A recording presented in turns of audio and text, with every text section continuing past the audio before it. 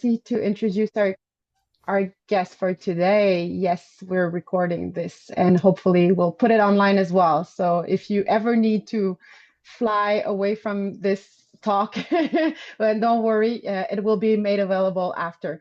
So we are the Learning Machines. Me, Sarah, we have Natalie over there in the picture. There's also Jian Masalim and Dr. Jesse Bayer. We are three PhD students, and Jesse is an assistant professor at Concordia's art education department. We've been working on this project, the Learning Machines, for quite some time, and I think maybe some of you have heard bits of what we've been doing.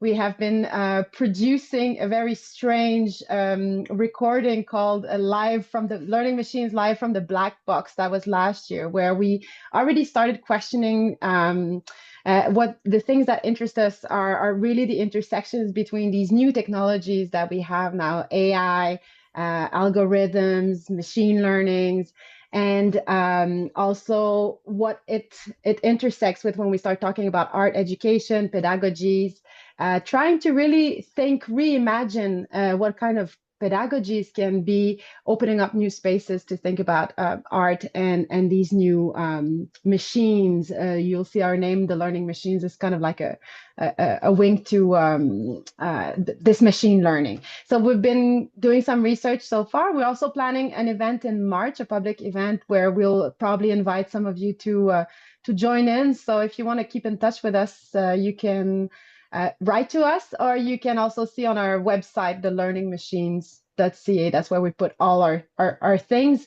But thank you for already accepting this invitation. We have been looking forward to this talk. I know we have some really exciting things to be thinking together. And for today, Jesse will be the host, and Jesse can maybe introduce Jan a little bit more and a little bit on how it's going to take place today. Jan will also be in the chat answering some questions. So if there's anything, you can use the chat to comment and ask questions. And this is a little bit how it's going to be going today. So Jesse, if you want to introduce our speaker for the day. Yes, it would be my absolute pleasure. I had to write things down because there's too many things I can say about Jan. And I know there's a few folks in the room who know Jan and know Jan's work as well. So maybe are meeting Jan for the first time, but have read your words, Jan, on this side of things. So yeah, Jan Jagodzinski, Professor Emeritus of Visual Arts and Media Education at the University of Alberta, a philosopher of education and like rad art education scholar, and also a dear friend and a mentor and teacher that I'm so honored to know and so grateful to have learned from. Also shout out to Patty Pente, who was also a teacher and mentor at the University of Alberta. So I feel very, very nice to see you both. I met Jan many years ago. I was trying to think, probably like 12 or 13 years ago when I worked at the Art Gallery of Alberta. I think I met Patty at that time too, and maybe you both kind of like nudged me towards grad school actually. So I was working in the museum as an education programs manager, and I was trying to build out some new programs, but I didn't know why or how I was doing it. But I was trying to do things a bit differently, perhaps, and I think that's something we connected over, Jan and Patty, like this desire for difference. And so he has shaped my thinking about art and its education, and not just how to teach art, but how it is a pedagogical force. I feel like I really learned that from Jan. This is how I still think about art ed. And then I got to study with him in both my MA and my PhD, and he was such a huge impact on and really sparked my interest in philosophy. I didn't know what was possible in terms of being a philosopher, dare I say. And also taught me so much about pedagogy. And Jan, I've been teaching grad courses the last couple of years in my new role as an assistant professor. And many of the folks in the room here I've worked with in the grad teaching. And I think about you often, and I channel you often. And so it's so exciting to welcome you. I'm gonna get like emotional. But we've done cool stuff together, right, Jan? We like did lecture series, and we co-edited books, and we did Deleuze camp. Patty has been at some Deleuze camps too. You were a big part of the PhD for me, in the book that came after. And what's wild, and I'm so inspired by Jan because he's always kind of reading at the edge of things and like still reading and pushing and thinking about hard stuff, like real hard stuff. And I think today is going to think about some hard stuff with us. And I just find that so inspiring, and it like inspires me to think about hard stuff with other people as well. So he's going to be talking to us today about pedagogy as non-pedagogy, which turns toward something like the unteachable, the remainder of learning that refuses automation, refuses capture, refuses to become part of something like what AI can simply solve. And so there'll be a kind of, discussion of AI, hot topic. But I don't think this is like a new problematic for you, Jan. I was reading, actually, I was reading online about you, and there's an article from the U of A, a folio article called Tracing the Unconscious from 2012, and it begins with, for Jan Jagodzinski, it's often the unsaid that creates the most powerful teaching moment. And I think about this often, what are all these things that we can't actually talk about, that are hard to talk about? Affect, desire, relationality, how pedagogy emerges, and how those are actually really powerful learning moments. And yet, how do we talk about them? So yeah, I'm excited to hear from you today. This stuff's linking up to, like Sarah said, things we've been talking about with the learning machines. We've been thinking about things like artificial intimacies, our relationships with these machines, but also black boxes, black box pedagogy. We have a paper coming out, it'll be next year, on black box kind of pedagogy, reflecting on our most recent production. And we're doing another kind of thing in March, like Sarah said, that will invite y'all to, we're moving from the black box to a transparent cube, to the fourth space, but also thinking about transparency and instructions and the kind of pedagogy of instructions, algorithmic instructions, instructional art, the legacies there, and so playing with that stuff. And so this is all to say, again, I could go on and on. I'm so excited you're here, Jan. So excited to host you, to welcome you. And Jan, you can speak about it a bit more, but I think we're going to break things down into chunks. So Jan will speak for a bit, and then we'll open it up for chat discussion, see what's in the chat, so that we can kind of not have to hold everything all at once. But maybe, Jan, you can, let us know a little bit how you want to get into things, and then we can go from there. Oh, we just need you to unmute briefly.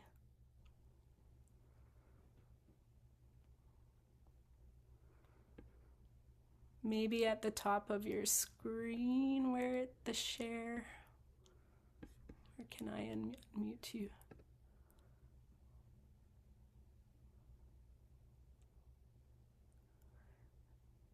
Now we got it, right? Yeah. Yeah. Hey, Sounds Jess, okay? thanks. Yeah, first of all, thanks very much for this opening up all this space for me.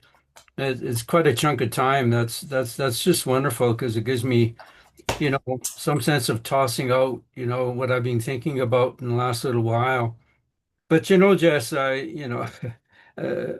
those good words you said about me, I equally say about you. I learned so much also from you, and it's extraordinary actually because every presentation, and I try to make every one that you say, "Hey, I'm doing something." And I'm there for you and just to listen. And it's just amazing stuff, like it's extraordinary for me because it pushes me too, it opens up doors and windows and everything else for me as well. And that's a real gift that you have. And I'll say this, if I may, you, it's so fortunate you have the chance to work with good people, great graduate students, and keep that synergy going. It allows you to bounce things over. In my case, being the so-called emeritusum, I'm sort of now holed up by myself, right? I don't have that ability to be with people. And sometimes, I have to say I like it kind of just being hibernating by myself, and just working through stuff. And it's not that I, miss teaching in a fundamental way, but what I do miss is, this kind of ability to share that happens with these magical moments, where things break through. And that's I do miss that. We were just talking about a little earlier. I thought I would get that with this new AI pedagogy conference, which never happened to. And I think that's something about that, that you need a sharing, but in persona, you have to be with people. And Zoom is not really my forte, So, I do apologize. I have to read this stuff, and it's not my way usually, right? I like to be in a classroom and, talk and exchange. I can't do that here. And Zoom was one of the reasons, and COVID, that I left the university. I just had enough of it. Teaching art students through Zoom. I mean, it's stupid. So that's the background. So thank you. And Jess said a little bit about some of the way I'd like to see this go. So I've divided the presentation kind of into three sort of chunks, and each chunk is a roughly, I'd say about 20 minutes long, and we'll make a break and then raise some questions, and maybe we can ponder over some of the things that have been said in that chunk. There are three chunks, and the first two, in a sense, I had to write them because I hope it will help know the backstory kind of thing of where this idea is going for me. And the last chunk, and as I was saying, which is the more difficult Laruellian kind of discussion. And, as I say, as I was saying in our earlier discussion, I'm sorry I have to browbeat you with it a bit. It's sort of really difficult because Laruelle himself is difficult, and I have tried to take what I understand from his work that I can share and convey, So it doesn't sound too much like gobbledygook, but it may as time because it's so the work is dense. So that's sort of the game plan and see how it goes. I'm going to start with this title, Pedagogy as Non-Pedagogy, and I'm saying it's slightly misleading in the sense that what I'm pursuing might be better grasped as the other side of what is conventionally thought as pedagogy, or better still, what always remains outside of pedagogy that insists on refining the transmittance of knowledge free of noise through a variety of instrumental means that make up the design structures of the more and more sophisticated classes equipped with media technologies, as we know, released by the giants of technology, Apple, Microsoft, Alphabet, Google, Amazon, and so on.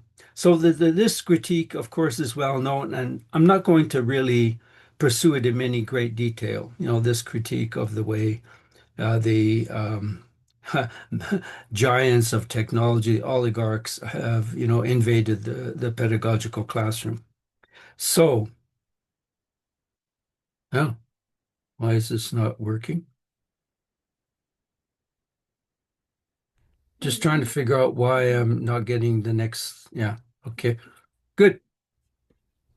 So there is some similarity to think of non-pedagogy pedagogy analogously to non-Euclidean.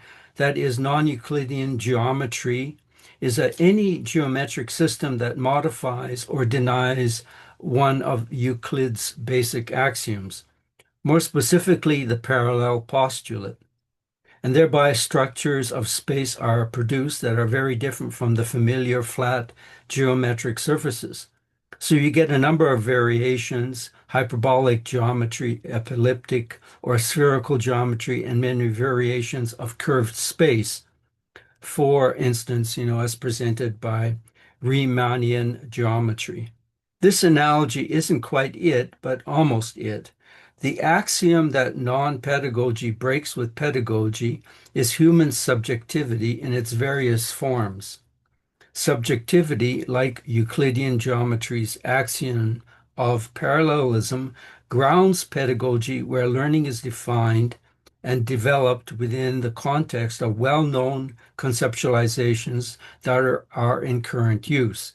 We know them all: behavioralism, cognitivism, constructivism, connectivism, critical theory, humanism, and the neuroscience of the brain processes, and so on. The shift to non-pedagogy requires a radical desubjectification to generate a number of new complex concepts that address the state of the planet. This radical desubjectification, which I will return to, is not about ridding an identification of a self which persists as a personal history formed by memories. Rather, at this point, I name the following Laruelle's term, human in person, which is a suspension of the philosophical desire to define the human. The in person is without representation that produces the philosophical self or subject. This takes note of Catherine Hales's important development of non-cognition, which already decenters consciousness, the recognition of the impersonal life of the brain. Again, I will revisit this difficult concept later on. There is another way to think of non-pedagogy as a relation of imaginary numbers and real numbers. Think of pedagogy as it is currently practiced, including all of its accompanying machinic instrumentality, as existing on a horizontal axis. Now imagine non-pedagogy as the imaginary numbers that lie on the vertical imaginary axis. Complexity emerges when both are combined as a co-distribution between both. The imaginary number is necessarily speculative, which is to say non-pedagogy is just that, speculative. To give you some idea of what I'm pursuing, I will play for you a short 2 minutes, 37-second video and then address where I'm going with this. This is a very dramatic and unnerving work with a powerful punch. So be ready, as the soundtrack is very loud.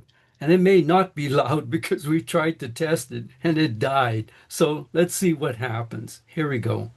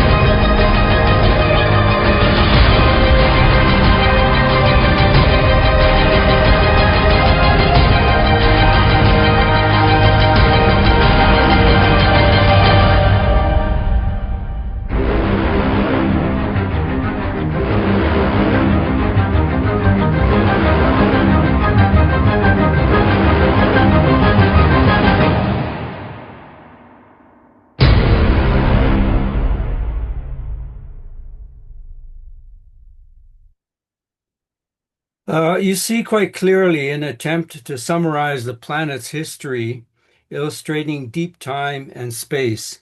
It's certainly US-centric, but one that ends with the sun undergoing a red giant expansion and later a planetary nebula phase that eventually leads to the Earth becoming a white dwarf. It is estimated that in about 1 billion years, the Earth's oceans will evaporate as the sun's luminosity increases by about 10%.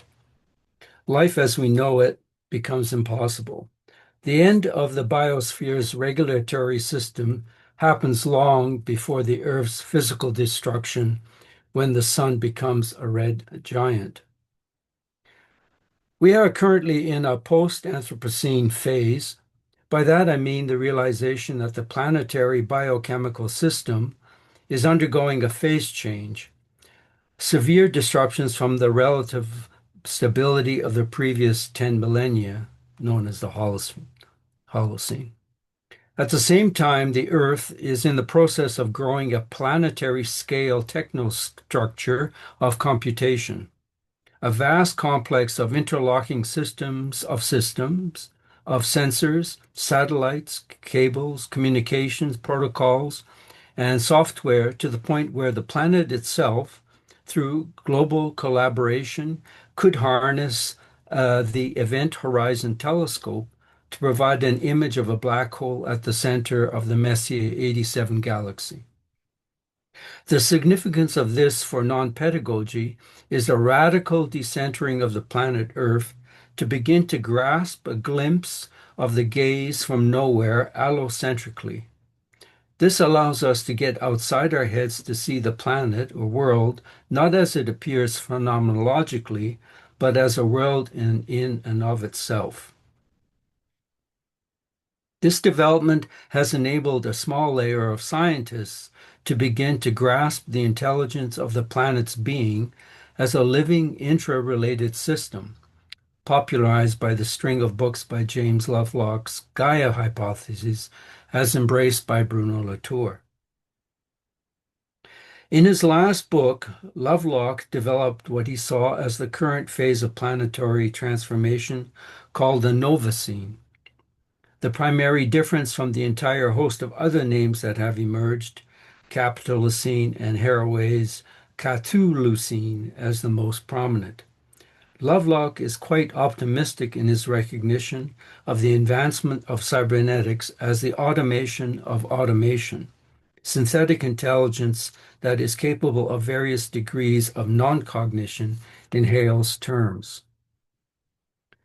In brief, the recognition of information as the transformation of solar energy, the so-called infosphere, has now been understood by such physicists as Sarah Walker as the intelligence of the Earth's evolution. This too is part of the horizon of non-pedagogy that asks, how does the Earth think? In 1980, as many of you know, Deleuze and Guattari published Mille Plateaux, which in its third chapter had the title, The Geology of Morals. Who does the Earth think it is? This flips the usual perspective of philosophy that normally asks, what does man think? The gender bias being obvious, as it is the constant question, what is consciousness? Here, in this chapter, they ask, what does the Earth think through us? In their last book together, What is Philosophy?, they named it Geophilosophy.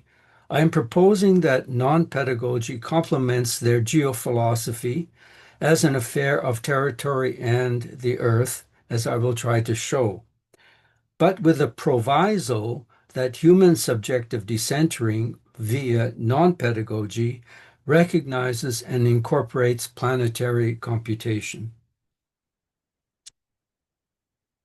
What has changed dramatically since 1980, when the propositions of the book were too radical to be fully appreciated, is their development has been amplified through this planetary computation. What they identified as the mechanosphere can now be grasped as the technosphere that consists of 4 identifiable, interrelated, and interacting planetary scale infrastructures. These have been well developed by Benjamin Bratton. I list them here for the sake of time and to further the argument. The scales move from nanometers to micrometers, defining the micro, from cells to organisms to ecosystems, defining planetary metabolism of the organic stratum, from meters to kilometers to the planetary, defining computational machinic stratum, and lastly, the planetary scale, especially the lithosphere, atmosphere, and the oceans, defined by geoengineering, solar radiation management, carbon capture, cloud brightening, defined by the geotechnical and geological stratum. It is important to recognize that it is the lithosphere, the geological layer of minerals, metals, and silicon that directly entangle with planetary computation, which Deleuze and Guattari had already signaled via the discussion of their metal phylum as a continuum of matter flow, that is, matter that is in motion.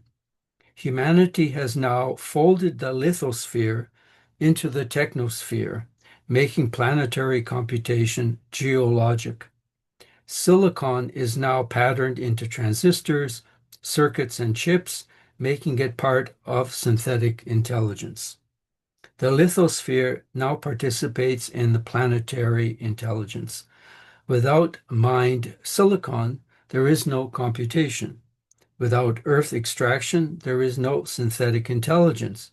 And without massive rock-bound infrastructures embedded in mountains, there is no cloud.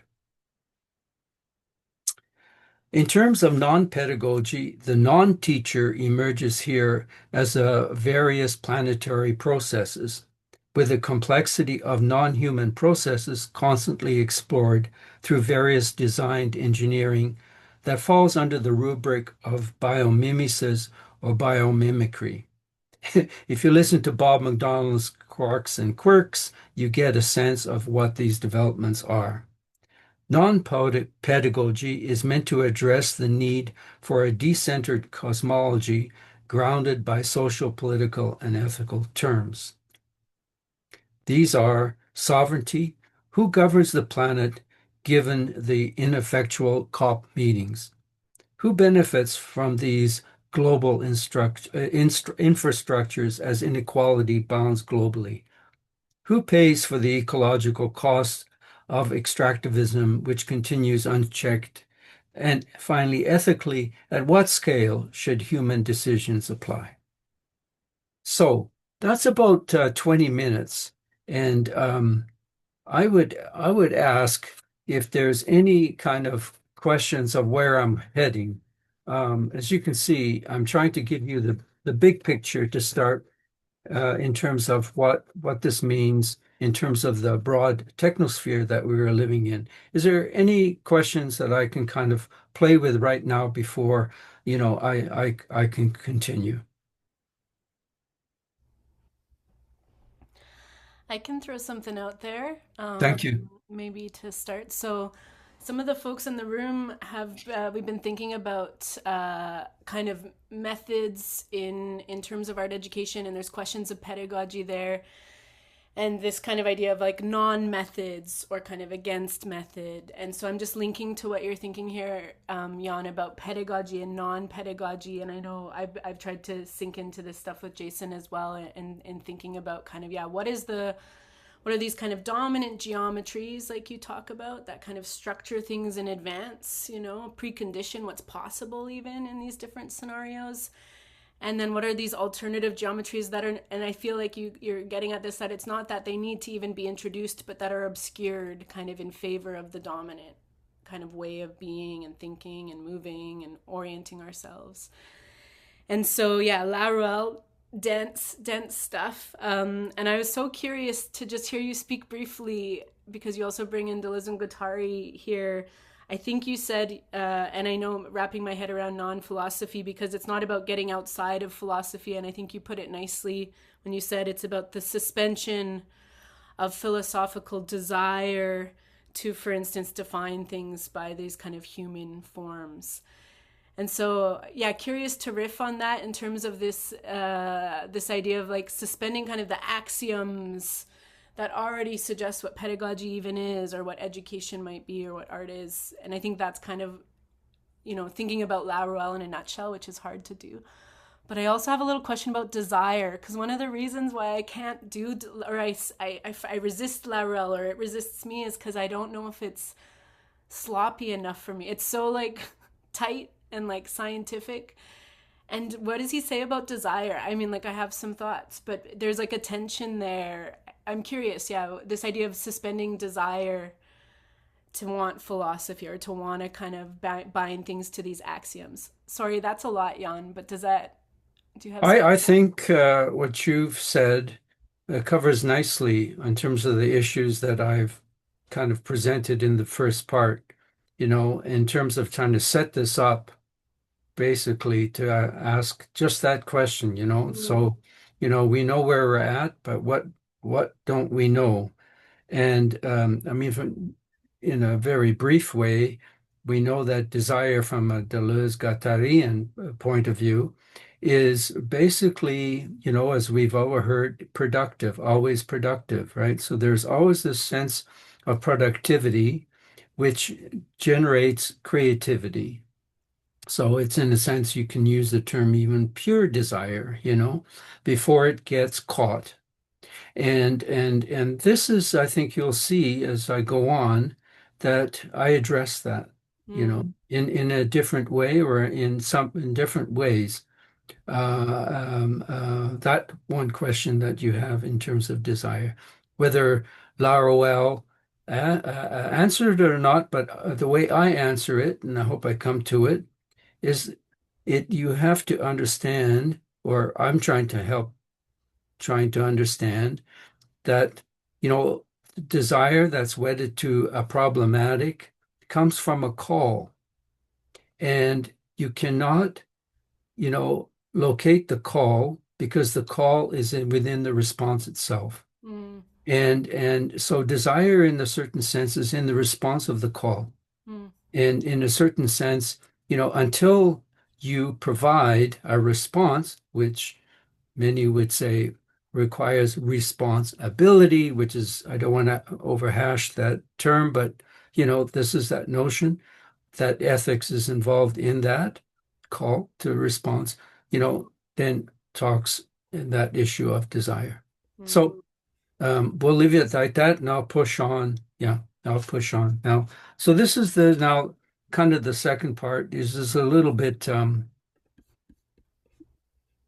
broadens things out and brings me to some of my own early work that I did way back when, it seems right now.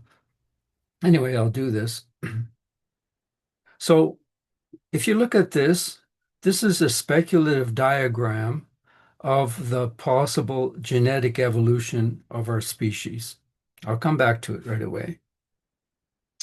In Quentin Malasso's terms, the arche-fossil that indicates the time anterior to the emergence of life, consciousness, and thought raises questions of deep time and space of the planet. This diagram justifies that Homo sapiens are the product of the planet's intelligence. We are embedded and formed by its forces. The genetic DNA admixing from Homo densova and Homo neanderthalensis is traceable, while the other influences can only be speculated. In 1985, this is a little bit of nostalgia, sorry, I finished a 300-page manuscript called Narrating the O between the hominoid and the hominid.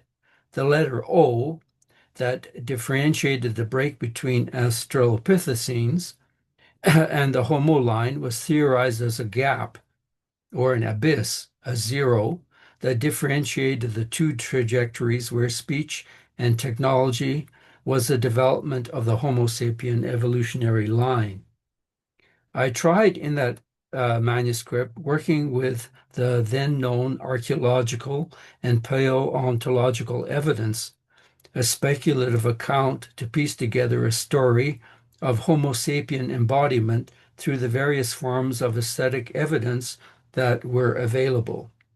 By this I mean speculation as to when colors emerged, especially mineral ochres of red and yellow, had significance in the archaeological record, when line first appeared, when dance and music may have occurred, and so on. One speculation I developed, for example, was the idea of eoliths, that is, unusual stones that were found and attributable to various Anthropocene niches that eventually led to hand axes, the so-called Stone Age, that were produced in millions over the years through sapienization, that eventually resulted in what we now understand as the Paleolithic with its qualitative shifts in cultural expression. To note, hand axes had been found which were too large to be practical, already indicating the iconic symbolic importance of their shape. While the manuscript went nowhere at the time, anthropological speculation was not in the cards, especially if you didn't have the credentials, which I didn't. Such speculation is no longer dismissed. There is, however, a rift in the way technology is understood in this development. The work of the late Bernhard Stiegler captured the field. One comes across any number of publications in educational philosophy journals that support the Neganthropocene. I have explored this position extensively in my own work, especially with its particular understanding of negantropy as a foil to the Anthropocene. Here I wish to further differentiate Stiegler's position from my own as to what I think should be the trajectory of non-pedagogy. Stiegler's account for me remains too anthropocentric, at least in his grasp of techniques. For Stiegler, technology as techniques, tools, writing, computation are prosthetic devices. Techniques, techne for Stiegler, are the originary constitution of human temporality. They are not only external to the human, but the very condition of human evolution. His position is that tool use did not precede the human, but made the human, which is the central thesis of epiphylogenesis. Techniques exteriorize memory as tertiary retention in Stiegler's account. Stiegler follows Derrida, his teacher, that technology is a pharmacon, both poison and cure. Without techniques, there is no history, culture, and no collective individuation. Technology, therefore, becomes a political question as to who controls techniques, who designs the conditions of individuation, and how to steer techniques pharmacologically towards care rather than exploitation, which is the negantropy that is needed to stave off its current proletarian algorithmic abuse by the capitalist forces by global media oligarchs. Bottom line is that the outside is fundamentally a technical supplement, an important difference if this is to be challenged when thinking of non-pedagogy. So I'm moving away from Stiegler. The shift away from Stiegler is by way of two other theorists who are more amenable to non-pedagogy as I see it. They are Georges Bataille and Gilbert Simondon. To start with Bataille's fundamental claim of sapient alienation. In the evolution of our species, he says, we have lost, quote, what it is like to be water in water. Stated otherwise, quote, man is an animal who is no longer coincides with himself. And another quote, the animal is in the world like water in water. In its extreme form, this claims a continuity with nature. a condition of embeddedness. Species are in their milieu the way water is its own substance. Such an extreme case, we can call it the zero of separateness, where there is no separation, non-reflective, non-reflectiveness, and non-discontinuity, a state that is impossible for the living organisms to occupy. Here, I would introduce the idea of modification and not adaptation in terms of the way the Umwelt of animal is manipulated for its own ends given the niche it occupies. There is, as Giuseppe Longo has brilliantly shown, the complexity of energy exchanges and niche modulation of ecological systems when it comes to biological organisms that is remarkably different when compared to the physical systems. A hierarchy could be charted as the capacity of modification that can occur in an epigenetic sense, and this has been done in terms of information. The information quotient of AI systems has already been co-opted by pedagogy as a measure of exchange. But the point to make here is that sapienization breaks with continuity, producing a fundamental ontological alienation with nature. On the one level, there is a separation or a rupture as our species has the highest degree of modulation, which is now facing that challenge via AI. Yet on another level, there is a profound embeddedness with the planetary forces of intelligence via our own human embodiment with it that remains forever foreclosed. With the immanence of life, that is water in water, had ontologically occurred, experience of it can still be had. Bataille called these experiences like laughter, sacrifice, spiritual ecstasy, intoxication, eroticism, and so on as a sovereignty. States that are non-productive moments where the subject is dissolved.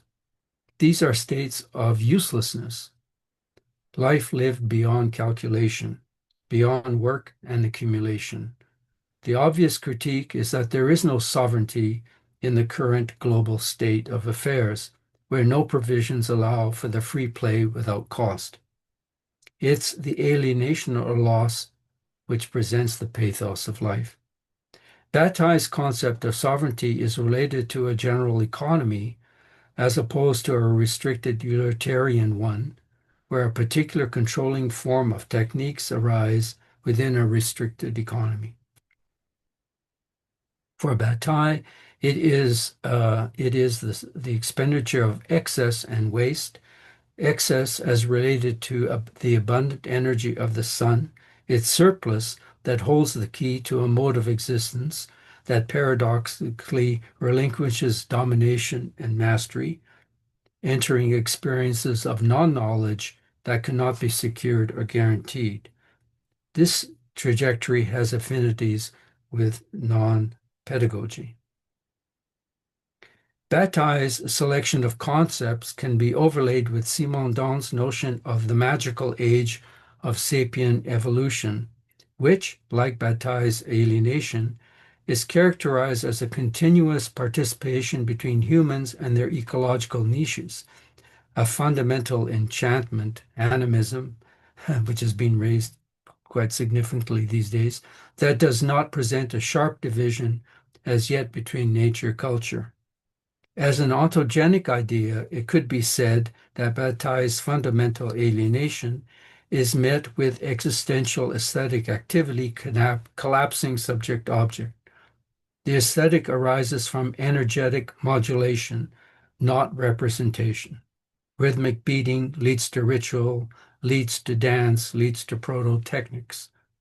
The patterning of stone leads to tool making, leads to ornamentation and symbol making. This development is what I tried to cobble together in that 1985 manuscript. Aesthetics was originally this mode of transduction, energetic modulation. It precedes the separation between art and craft. Aesthetic expression does not represent the world, rather it configures it, anticipating Deleuze and Guattari's art being a block of percepts and affects that extracts a territory. The magical age is a time when aesthetic form is also technique and cosmology. The technicity of things, that is, their internal operational coherence, is deeply fused with ritual, emotion, tribal, or group life. The technical has yet to be differentiated as a category.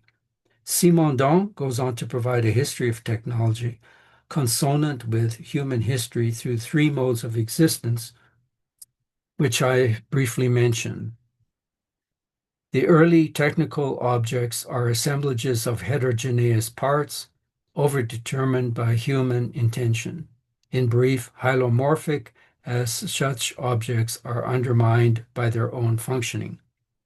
They are abstract objects whose parts are externally assembled.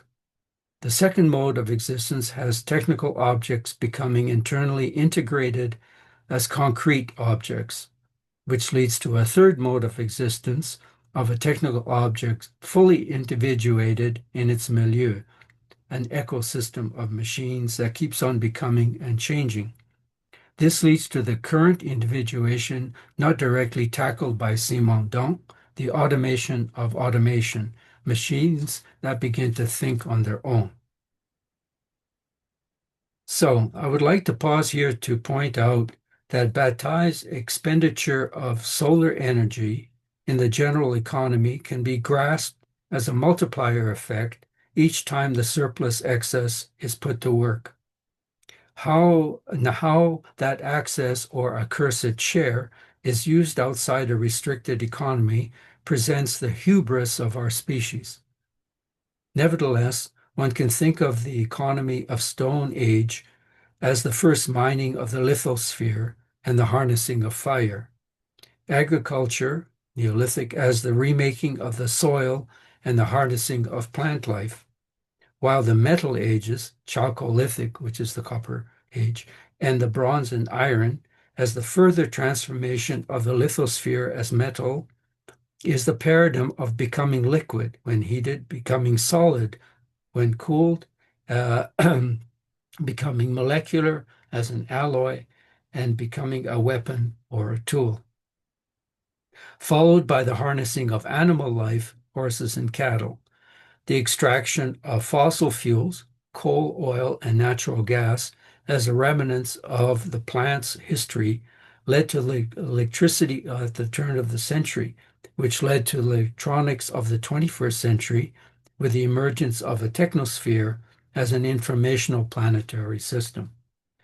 The rupture of the nuclear energy presents what can be considered a past singularity, a topological event that realized the pharmacon of destruction as well as the multiplier effect for cheap energy, resulting in a stalemate of sorts. The electronic developments, on the other hand, are said to lead to another future singularity, as projected by Ray Kurzweil, when AI surpasses human intelligence, already has in many degrees. The planet is at an impasse. On the one hand, the creation of fusion energy would provide the multiplier effect needed, and on the other hand, the development of superintelligence would enable human-alien cooperation for the well-being of planetary existence.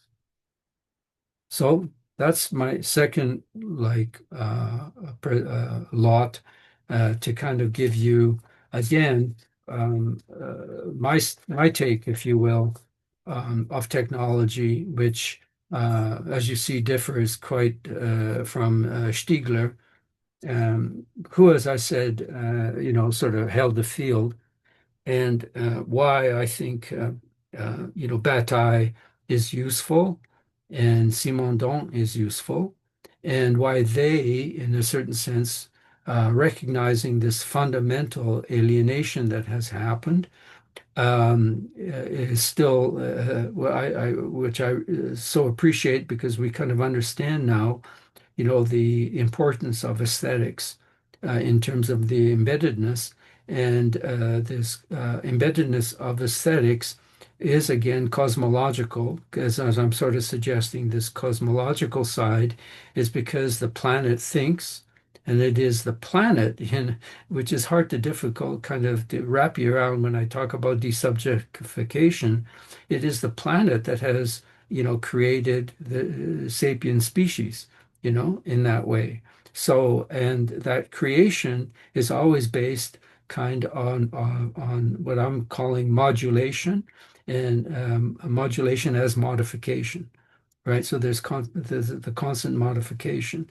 And now we have arrived at this point, where I think there's this kind of um, brink, so much chatter, if you like, about superintelligence, and so much fear about, what do we do with the nuclear option? And the suggestion being made here is the multiplier effect that happens when you have the harnessing of new forms of energy from the solar and fusion is really, again, a particular process the sun does. So, of course, the claim is that we're far away from it, but, you have projections that, 2050, you might have that, which would open up, again, a multiplier effect. So I'm suggesting, again, throwing out this background, uh, that a form of non-pedagogy is required to kind of recognize where we're at in this moment. Yeah. So again, I ask if there's anybody who wants me to clarify anything there in relationship to what I've tried to build on for that first part. Something that bugs you, something that you object to, something that you agree with. Uh, I'm open to any. Because Ah. seriously, the last part is really, like I say, browbeat you. So, yeah. I think Patty has a hand here. Yeah, yeah. Thank you, Jan. As usual, you're way over here and I'm down here, but I will I will proceed. Just a couple of things. You remember how we used to look at binaries and try to get rid of them in some way when we were considering our thought processes. But you present as pedagogy and non-pedagogy, so we're kind of back there. Can we ever get rid of those? Is it important anymore? What do you think about that? Yeah, I always see the relationship with a tension in between. It's always that.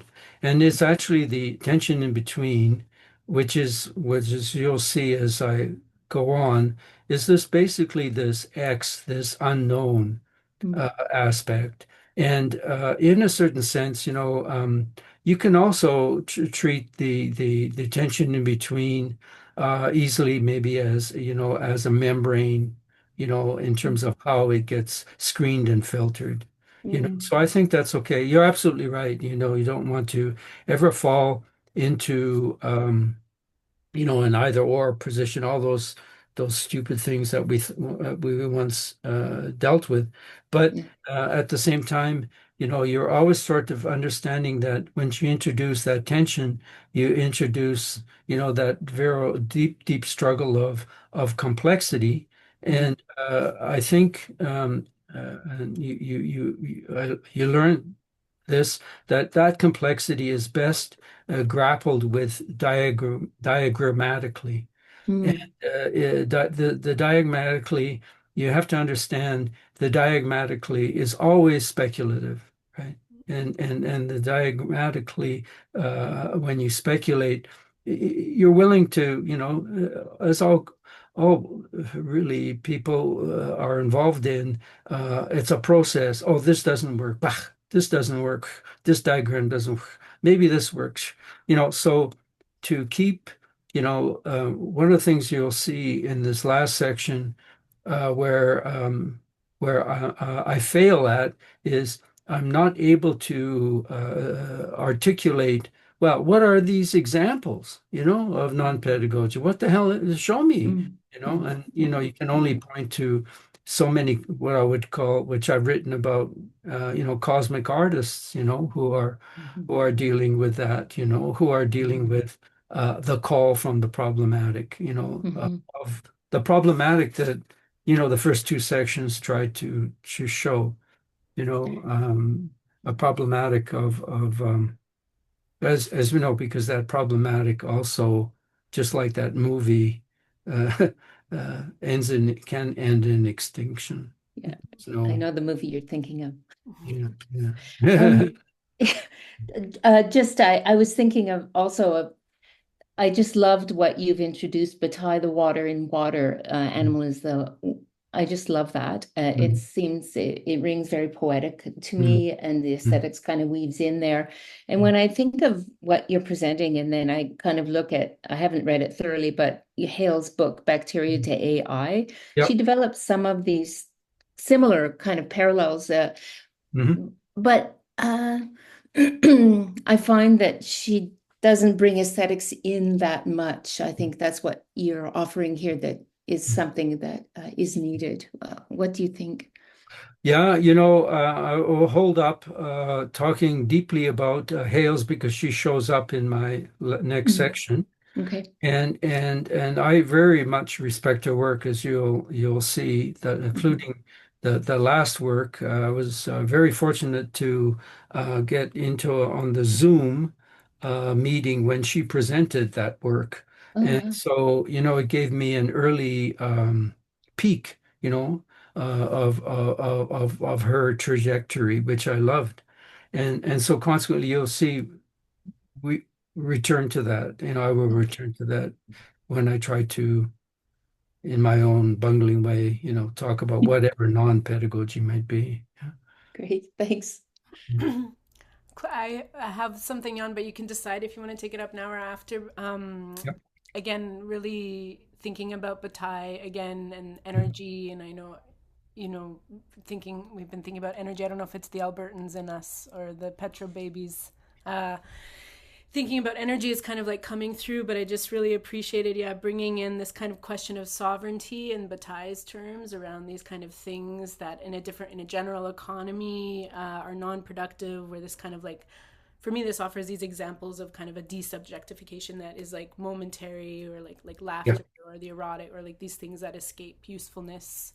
Yeah. Um, and then you talked about aesthetics in a really beautiful way. Again, thinking back with Deleuze and Guattari, who does the earth think it is? And what I heard is, again, it's not just about representation, but in energetic modulations, Mhm. not just about representing the world, but reconfiguring it. Mhm. And I'm just kind of making those connections for folks Mhm. here too, who are thinking about art Mhm. education, and like back to that geometry of like binaries, or like what is the relationship between art education, aesthetics, pedagogy. And so I just appreciate some of the, Mhm. I'm picking up different connections Mhm. in what you're kind of putting out here, that I think a lot of folks in this room too have been like struggling with in an exciting way, struggling with in the sense of like making art, making ideas, Mhm. how thinking about, like, to Patty's question, how do we think beyond binaries but still recognize difference Mhm. and distinctions between things.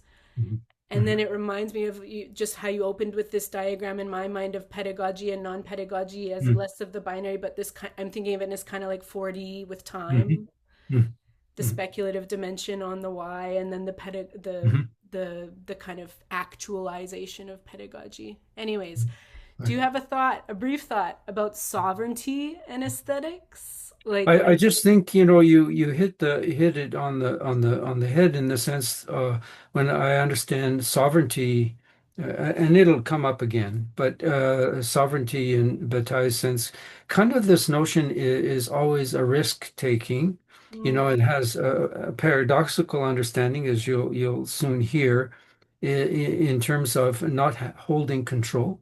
mm, And I hope that with this next section, you kind of get also a feeling, that uh, there's another form of technologies that open up and free you so that sovereignty can be experienced, you Mm. know, in Bataille's sense, you know, because sovereignty has nothing to do with, somehow, as I said, control or being on top of things or, being, above everyone. That just the opposite. It's in the opposite direction that he was heading.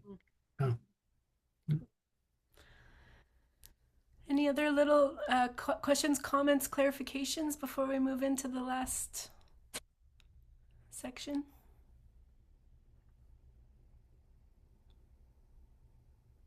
Well, I'm really, with this section, it's longer and it's Yeah. woolly, like I say. So I do forewarn you with that. I will try Yeah, and to. I think there's just one more, maybe Sarah, Yep, before we beautiful. get Yep, into it. Yeah. yeah. Thanks, sir. I don't know if I have anything worthy of contributing to this conversation Don't say because that. so much of this is new to me and going over my head. But Mhm, um, kind of what Patty was saying, and then Jesse spoke of, that kind of circles back to you, John, mhm, is how do we move beyond binaries without losing the ability to distinguish distinction and difference, which is, like Jesse said, I think something we all think on.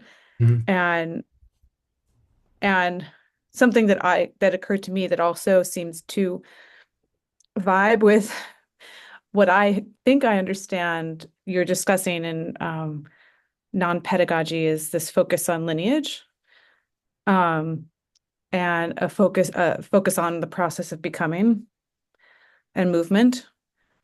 And that is really all I can say right now. mhm.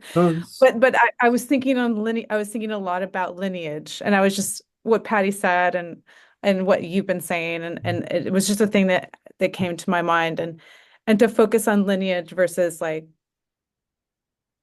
maybe things that are assigned to identity normally, like ancestry, etc. But lineage in terms of kind of evolution of what you're talking about. But I'm just gonna say that mhm, to add to what people were also mhm. saying. Yeah, thank you very much for that, Sarah. Yeah, when I think of lineage, I think of again Deleuze. Deleuze's take on it. Lineage is a zigzag. And he uses the term zigzag, in the term sense it's the as he calls it in his dictionary, it's the fly's flight. And you don't know, like, if when you're developing anything, be you an artist or a writer or anything or creatively, it's a zigzag, right? And so what I was trying to present, for example, is to in the zigzag of my lineage in terms of how I arrived, to the notion of non-pedagogy. So, why I will not go to one theorist but take on another, and why a particular theorist has more to say to me than not another.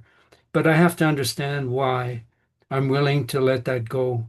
As you'll see, just maybe briefly, I was a diehard Lacanian Zizek'ian for, I don't know, 10 years or so.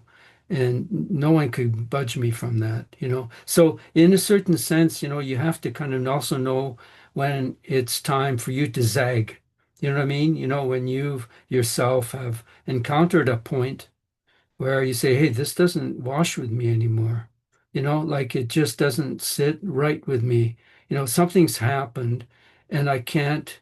And this is where, as you'll see in an ethical sense, I mentioned it just briefly, kind of the Bartleby, I prefer not to. So you also have to know, I prefer not to. You have to know to sort of say, no, I'm not going that way. But you have to ethically, soundly know where the zigzag is being formed as you look back, right? So at one, I've written, for instance, as much as I could to understand Stiegler, listen to him. I went to conferences to listen to him and stuff and the rest. And it's not it. You know what I mean? Like, I mean, there was too many other questions that arise, that don't answer what my problematic, my call to something called non-pedagogy, which we haven't even defined yet or know yet. What it be? I'm giving you hints, I hope.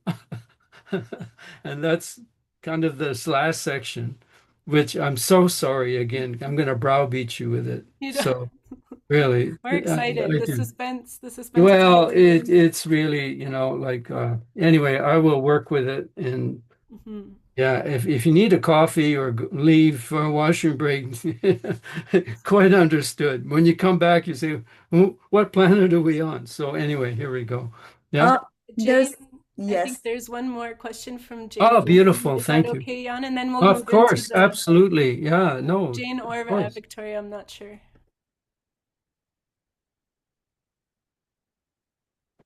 Hi, I think I heard at one point you said there are some technologies that offer freedom. Yep. Talk a little more about those. Yeah, I will come to that. Thanks, Jane, in the sense that I make a distinction in my own work between what I call Lassen technologies. I use the German from sort of borrowed it from Heidegger, and also from lost his name, a good Polish friend who uses it too. But I make a distinction in Lassen technologies and Macht technologies. And Macht technologies are obvious. Macht technologies are controlling powerful, dominant technologies, right? And I use the term Lassen because Lassen in the German means kind of a freeing, a letting go, a letting be. All these sorts of terms where the synergy opens up rather than closes, right?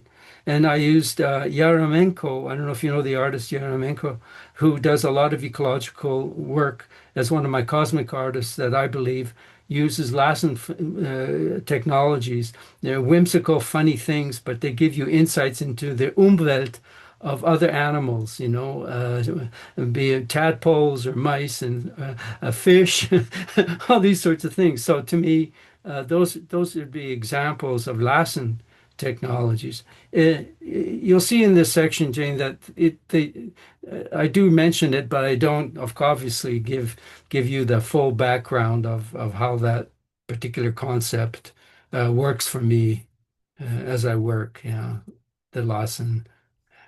Yeah. Cool, thank you. Well, let's hear about non-pedagogy. Okay, hold your breath. Here we Or go. don't hold your breath. Which one? Either one. So it's time to shift again to begin to recognize that non-pedagogy within this broader planetary cosmological intelligence must confront what has not yet been explicitly articulated well enough, and that is its relation to the outside. Non-pedagogy in its relation to the radical real, the one, to the dark universe, to baptize non-knowledge of excess, to Luciana Parisi's non-computable, that opens up post-Turing computer architecture, to the contingency of the uncontrollable, to the sublimity of what is indescribable, indiscernible, and unmeasurable, to the non-representable, and the recognition of a singularity where normal rules break down and limits are reached. So that's the territory. To achieve such a conceptualization, I use the term alien intelligence to distinguish it from artificial intelligence, which generally imitates human propensities as a prosthetic tool. Alien intelligence is also distinct from synthetic intelligence, which is more focused on self-regulating or self-organizing systems in robotics and complements the biomimesis of the non-human, as well as the term alternative intelligence, which aims to decenter human perspectives in the post-humanities. Here, the usual biases and databases are identified via racism, sexism, disabilities, emotional quotients, and so on. Each of these terms performs a philosophical cut that reconfigures the relation between intelligence, matter, and the human. Alien intelligence best suits my needs here for a planetary cosmogram, which a non-pedagogical orientation attempts to initiate, as has been summatively presented. The proposal projects a planetary non-pedagogy in the sense that it's imaginary, exists outside institutional pedagogy, which remains defined by the usual institutionalized constraints of state apparatuses in loco parentis and religious orthodoxies, and has now harnessed artificial intelligence as part of a generalized cognitive curricular strategy through corporate sponsorship and the renting of its commercial products. This institutionalized framework applies to the way AI has been taken up and embedded in pedagogy, especially when it comes to epistemological issues of learning, such as cognition and the use of algorithmic psychological apparatuses as applied to any generic student. The curriculum specifically customized for the student to become engaged with machinic aesthetics of affect so as to capture and direct desire in a way which assures that stated and measurable goals of education are achieved and are made accountable. This critique is well developed, but not heeded, as there are no regulatory measures in place to ensure otherwise. Desire is optimized and automated through reinforcement with the student trained towards perpetual engagement, the endless education, the sort that promises the satisfaction of finding work in a technical society of control, what Bataille called a restricted economy. To recall, Jacques Lacan was fascinated by cybernetics, especially in his first seminars, which led to Jean Pitot, grounding desire in topological singularities of folds, torsions, and bifurcations, while François Laruelle mathematized desire as an operator of incompleteness akin to Gödel's unprovable propositions. Lacan's key concept, that the unconscious is structured like a language, has now been affectively realized as each word is decomposed in fragments, measured in tokens, the smallest computational unit of meaning in a large language model, embedded in subworlds of categories, mapped across multi-dimensional vectors. Posting language as the first and foremost code, which lends itself to compact structural diagrams or mathemes. Lacan's term for a rigorous symbolic scientific formalism is to fundamentally equate the human mind with a computer. Mathemes served a didactic function, a way to transmit psychoanalytic knowledge, savoir, rather than experience. Affect under this regime becomes an index of linguistic probability and intimacy. But this is only half the story. To move away from this controlled modulation of the cybernetic evolution, as Deleuze nascently developed it, is to think of alien intelligence from the perspective of the inhuman rather than the non-human.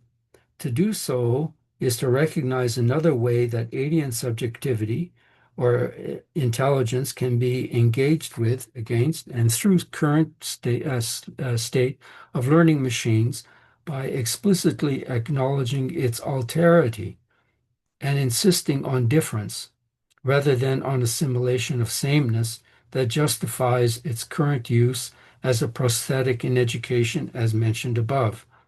It is alien and not alternative, like alternative facts, more synthetic than artificial. Such a reorientation to the inhuman also moves further away from what the broad spectrum of new and blue humanities have adopted as a post-human position of the more than human on ecological grounds, usually based on vitalistic reasons that provide a recognition of non-conscious cognition of multi-species, and thereby leveling our species exceptionalism, the pride, arrogance, and dominance of our own species to promote a more caring earth through stewardship and indigenous cosmologies. The difficulty is that alien intelligence is also imbued with non-conscious cognition, as are sapiens, a position nascently already articulated by Masumi roughly at the turn of the 21st century. The transferences of affect from humans to animate objects through forms of intimacy and assimilation are not differentiated by kind, only by degree along a continuum. The two theorists I have in mind who have achieved this new vector of the inhuman alien intelligence are N. Catherine Hales and Mark N. Hansen. While I will not dwell at length on their work, here. Hansen's Whiteheadian Peircean-inspired theory in Feed Forward, I'm going to back up. Hansen's in Feed Forward makes the significant claim that alien intelligence in its post-Turing expressions no longer can be theorized as another prosthesis, which sits well with the paradigm that I am critical of, where humans still retain the center and the computer is said to extend memory and cognition. Hansen's basic point is that human conscious perception now takes a back seat. It is no longer the primary site of mediation. Alien general intelligence does not extend perception, it precedes and exceeds it. Data-centric media captures the world at a level that is irreducible to experience. AI perceives without us, registering the world in a way that cannot be folded back into the human sensorium. For non-pedagogy, this provides insight into a world without us, what I refer to, following Eugene Thacker, as the materiality of the planet, an Earth without us shaped by what Deleuze and Guattari nascently called the mechanosphere, as mentioned previously, most recently articulated as planetary technologies, the living mechanisms that reshape Earth cycles, currently understood as developed earlier to be the four layers that range from the molecular scale, cell life, on up to the biochemical infrastructures. These are non-organic cosmic forces and intensities in Deleuze-Guattari terms. Hansen's work contributes to such a non-pedagogy that moves further away from the current post-human thought that attempts to decenter human subjectivity through multi-species ecologies.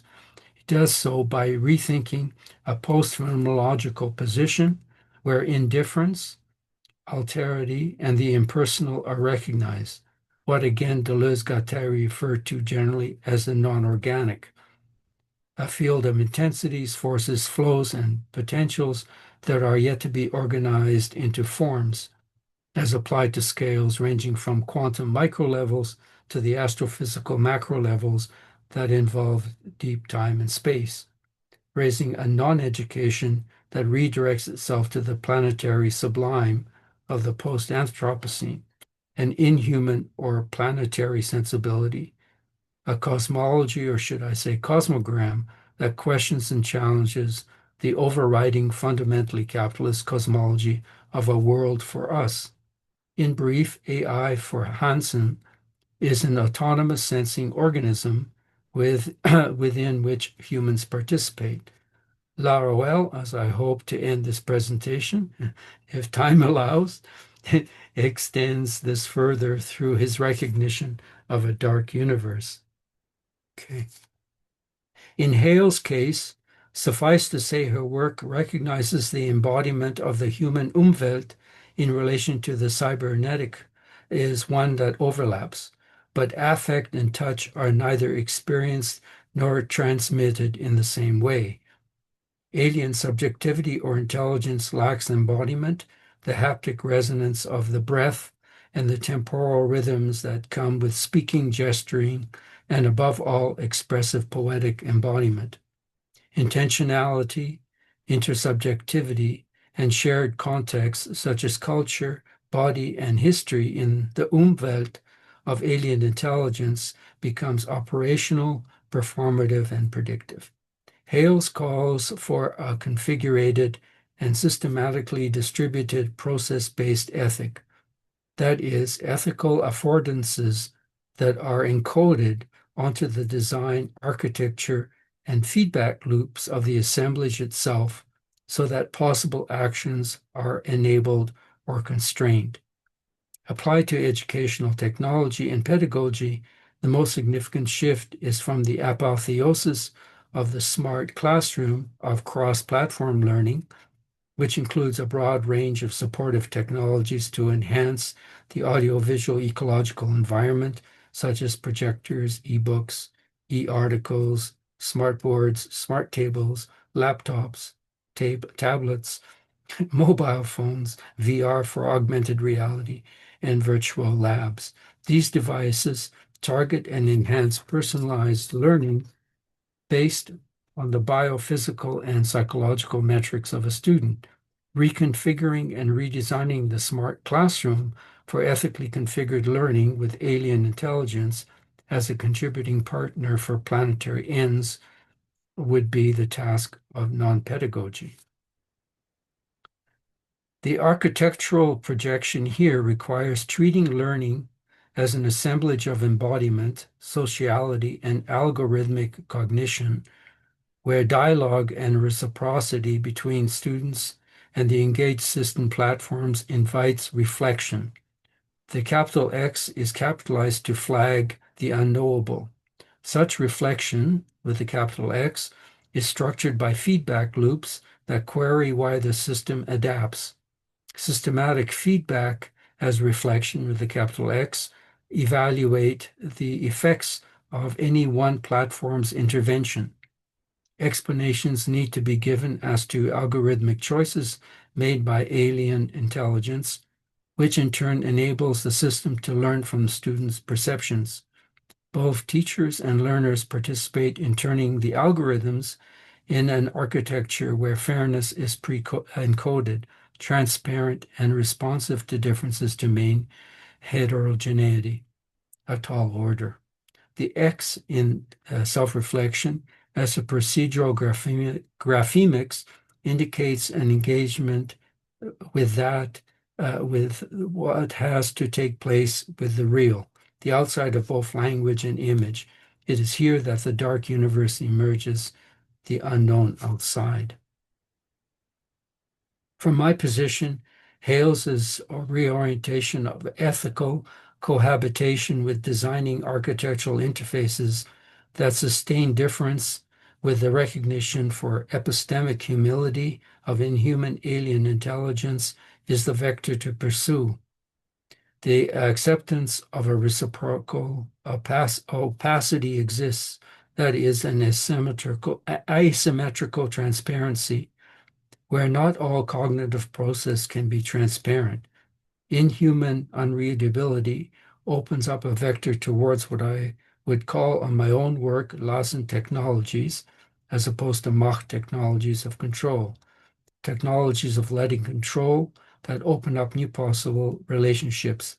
Such Lassen technologies open up the potentialities of the encounters with the real, the fundamental outside.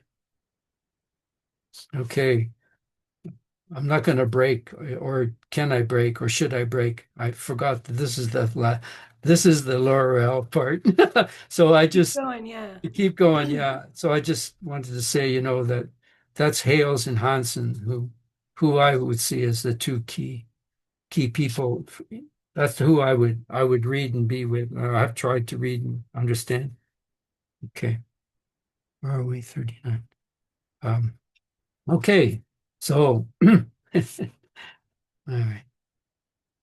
So for the rest of the presentation, I will call on Laruelle as to why his work best describes a non-pedagogy or a non-standard pedagogy, which engages with the learning from this outside, from the X in self-reflection with a capital X, from what Laruelle calls the radical real, the radically immanent one, a black, more appropriately, a dark universe, which is a metaphor and a model for how thought and reality are fundamentally related non-representationally. All learning in this respect is unilateral, coming from the radical real that is unknowable, but where invisible patterns in their hypercomplexity as the multiplicities of differences can be extrapolated, inferred, intuited by alien agental intelligence to achieve a constituted perception that is speculative, temporal, and subject to revision. This would be in keeping with both Hale's and Hanson's projected visions. From Laruelle's disposition, these co-constructed perceptions between humans and machines are clones of the real, not the real itself, which remains foreclosed. The hybrid clones produced by human-machine cooperation are glimpses of the world in and of itself. The advantage here is that the anthropocentric idea of entanglement of multiple species, or rather the modernist concept of species itself, is overcome via the recognition of metastable states in the last instance, a post-species ontology. By this I mean that the Umwelt of any species remains incomplete in the last instance.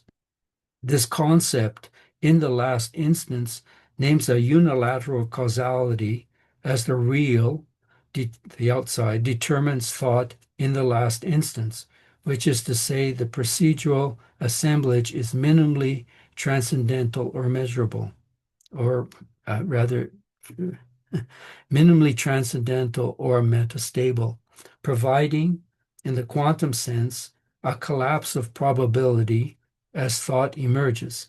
The superposition of possibilities collapse into the last instance. Until the last instance, which is when the collapse occurs, Laruelle refers to a suspension of the human as a historically and philosophically positioned concept.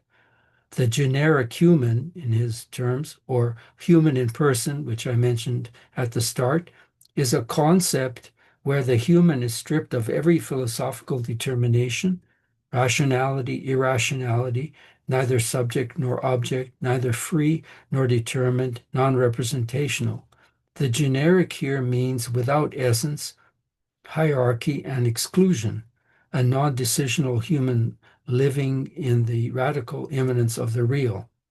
The human is that through which the real determines itself as the immanent site of in the last instance. This process is subject ultimately to the contingencies of an unfolding universe with a specific non-linear evolution characterizing the earth without us. This line of thought opens the speculation that the human embryo's potential via germ cells remains open to fundamental change as to what is in the last instance it means to be human. Germ cells, as carriers of hereditary information, are epigenetically influenced by the planetary intelligence. The absence of any known blueprint and the extraordinary intelligence of cell growth, especially stem cells, are indicative of such speculation.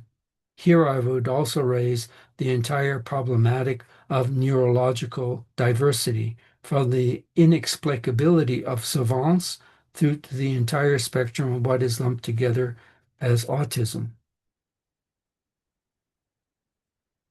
Let's see if I got that right. I'm going to back up. Yeah.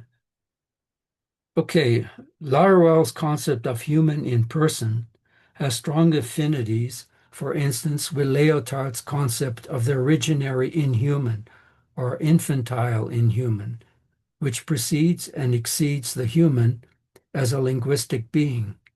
Infancy, affectivity, and the event of sensation before conceptualization. This is consonant with Daniel Stern's concept of the infant's feeling of vitality that influenced Guattari's work at Laborde, which also drew on Ferdinand Delanier's work with autistic children. Wilma Bucci's concept of rigs, representations of interactions that have been generalized, is yet another development of this approach. Rigs are emotional schemas that are subject to a generalized synesthesia before they are mapped by a specific culture.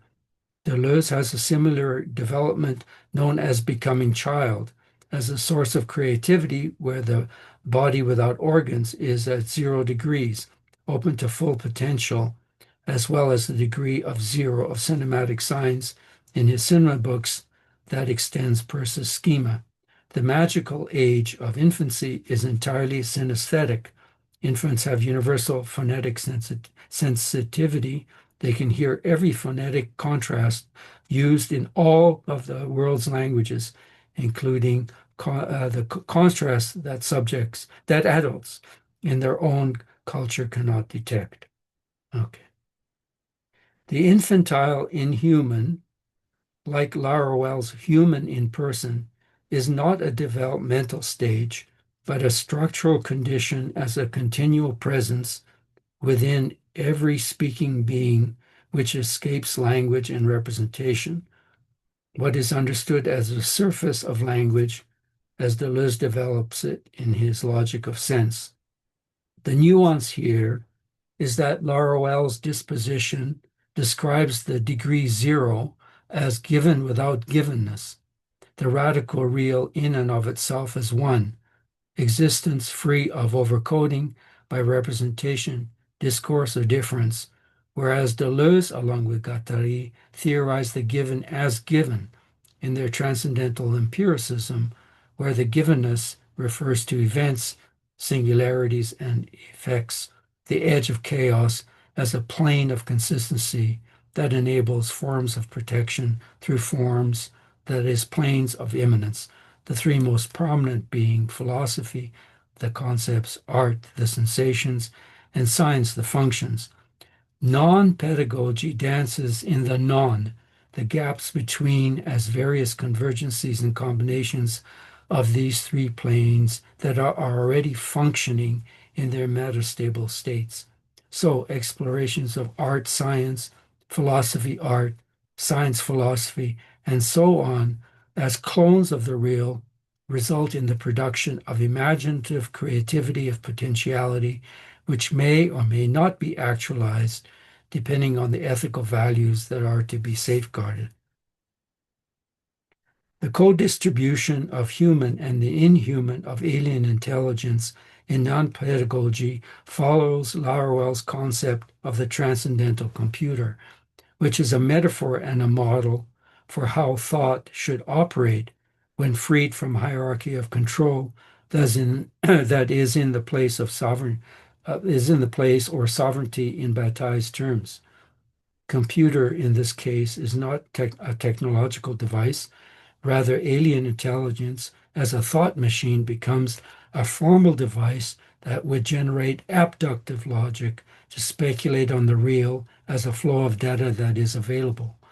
This is to add to the complexity of the problematic at hand, as the entangled heterogeneous systems require opening any rigid boundaries to the outside, recognizing that all planetary decisions are messy, where surprising facts that comes from Peirce emerge.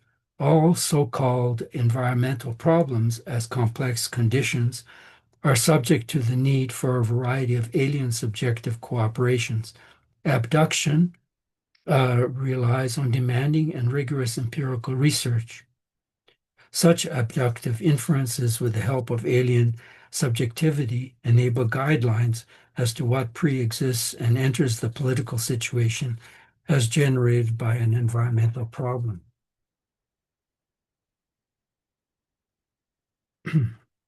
The transcendental computer receives the world in and of itself and without us, computing immanence rather than representing transcendence.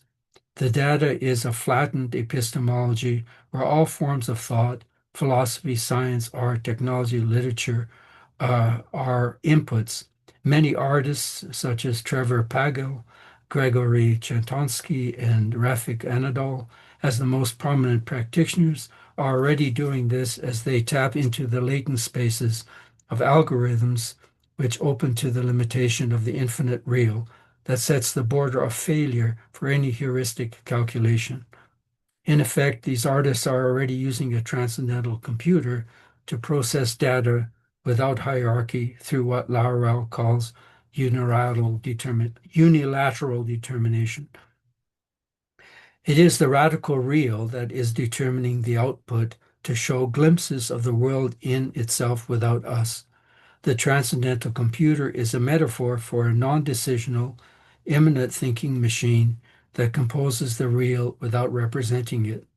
The result is non-hierarchical generic knowledge that clones the real, knowledge that is not bound by any discipline or decision.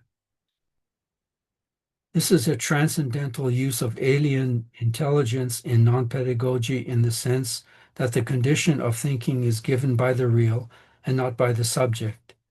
The resultant generation of clones perform thought in the last instance, which in a paradoxical sense captures a humanly imperceptible repetitive pattern of the outside as a clone of the real. The outside is the real, reality in and of itself. Such cloning opens a realm of non-aesthetics or non-photography, which is seeing that complements human perception with insights into the world in itself and without us. Laruelle calls this vision in one, an immanent form of seeing that alien intelligence is able to manifest through the digitalization or mathematization of immanent sensation. This is a machinic mode of perception that is without distance and duality, a seeing without the seer, as the view from nowhere. The vision in one is seeing itself with no mediation. The world for itself is seen from the one that disturbs as it appears nonsensical, confusing, illogical, and drifting into what physicists call singularity, where the mathematics no longer apply, a seemingly dead end, so to speak. Vision in one is seeing that belongs to the real itself. Non-photography, as a practice of the vision in one, is an experiment in seeing as the real sees. I have already mentioned Pagel, Chetonsky, and Anadol. They show the world for itself as a clone in its mode of givenness and not a world in itself, the one, which is impossible. And extrapolation and sense-making is after the fact, like the speculations that have emerged from the first so-called image of a black hole, or more recently, the Vera Rubin telescope, which takes moving pictures of the sky, and the first Palomar sky survey has led to new speculations of UFOs called aligned transients in the night sky as matched by old archival digitalized astronomical images. Another brilliant example is the art installations of James Turrell, who manages to stage light as light through the technological reconstitution of a volcanic cone, the Roden crater, which would be another instance of a transcendental computer. The potential for non-pedagogy is a democratization of vision as the generic practice of cloning the real, not representing it or interpreting for meaning, but for future implications of living in the state of the post-Anthropocene, where the end game is that of extinction. This means non-pedagogy as the call from the real must be integrated with an account of being and becoming from the position of beings and becoming as developed by Deleuze and Guattari, where the cut from the real has already been made in terms of the transcendental planes, science, art, philosophy, that are a protective umbrella that confronts chaos. Non-art, non-philosophy, and non-science become the necessary encounters to deal with the pathos of life that looms large regarding the phase change of the earth. Both Hales and Hansen concur that this requires procedures which are ethically and responsibly distributed within human-machine assemblages. This co-constituted emergence, which lets the alien remain alien, requires tractable data and decision paths, adaptive feedback loops between human and machine cognition, where constraints and transparency of the infrastructures are monitored for consequences. The importance of the inhuman rather than the non-human takes us further in the direction of François Laruelle, where the radical real is the black universe, a foreclosed background to all thought, to all being, and all philosophy.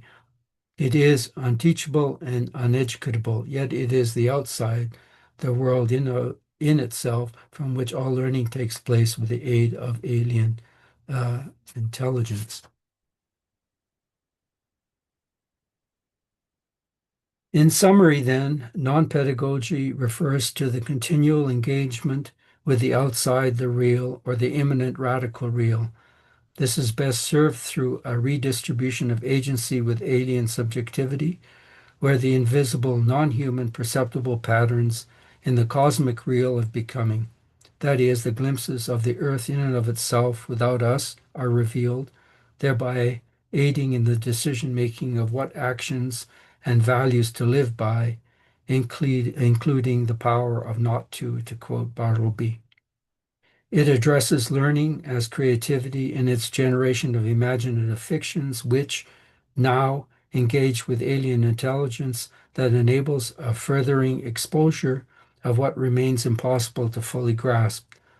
Such a non-pedagogy has the potential to address the planetary sublime of the post-Anthropocene that harbors the real possibility of sapiens' extinction. Consequently, the ethical values that shape the inhuman machine assemblages form the fundamental problematic of the future of what can be called non-education. Currently, such a non-standard pedagogy has perhaps its nascent beginnings in what I refer to as the cosmic artists and teachers engaged in planetary climate change. But these are too few to form a critical mass, but this is where the work that needs to be done. Hallelujah, guys, I got through it. Thank you. Thank you so much, It's Jan. only, Wow. is that an hour and 20 minutes? Am I right? Or was it longer? Yeah, well, we talked in between things. Ah, okay. Yeah, we we took some detours in between, and you shared so much. Uh, I have something I can offer, but I want to see if there's yeah, other things in the room. If anyone wants to pose any, heated questions. Again, I have a kind of something that could get us started, but I don't know if there's any hands out there that we can go to first. Maybe I'll throw something out there and it'll lead some places. Jan, thank you. Wow, there's so much to think about kind of like AI and these kind of questions of sovereignty, freedom, aesthetics, things that you're raising there. And I'm thinking about the learning machines work that we've been doing the last couple of years, and also about some of the work we're doing with folks in the room around kind of like art education research, relationships between theory and practice, what it means to be an academic in this economy. So I'm so curious if you could speak a little bit, because what I'm hearing you say, you mentioned, I'm always hearing, maybe because of you, the things that are unsaid in your talk, or the things that are said on the side. And some of the things you mentioned are about, this desire for examples. Give us examples, Jan, of a non-pedagogy, and how I think what I heard you say is that part of this is because of this speculative terrain and the kind of the geometries, kind of non-representations that are required in terms of even thinking about this stuff, let alone kind of practicing. But I also hear you saying it's already there, right? Like it's not, there's a way that the alien is within us. I hear you saying it's not just about this kind of outside, this ulterior. And so, yeah, I hear you kind of talking about what are the examples, and I also hear lots of examples, but then also I hear you saying about this stuff in a way that's not a kind of moving away from these moralistic questions. And I think we get this, and I get this more as I study AI, like people asking like, but is it good or bad? Can you tell me if it's good or bad? should I do, like what might be done. And I feel like I'm always inspired by the way you do philosophy, because I do think the big question you're asking is like what might be done, but the answers are not so helpful. Or the terrain is like complicated, it's complex. And so maybe one thing in terms of what might be done is that what if we think about it together, where you're thinking about thinking in this really specific way. And so I was wondering if you could just speak, I don't know, about like doing philosophy. Maybe it's just for me. Why should we do philosophy? No. What it like for because what I see you doing, what I've learned from you is theory and practice are so related. And you said it earlier, when people are experimenting, or this call for experimentation, and you said, people try things out and you're like, oh no, that's not quite it. And maybe this idea, oh, that's not quite it. And the zigzag of your own lineage. I loved hearing about the 1985 work, the speculative anthropology, which is like I still have some of your big textbooks that you wrote, like that I keep in my office and return to, of like what folks have been thinking about art ed, or at least Jan, for decades. And so I'm curious, yeah, like doing philosophy, working with theory, because it's cool to see how you're working with theory here as well, to kind of make sense of what you're grappling with. And then within that, I hear you talking about like philosophical cuts. It's not everything goes. Like you're making ethical aesthetic decisions as you go that require, as you put it, a kind of epistemic humility. I could be wrong.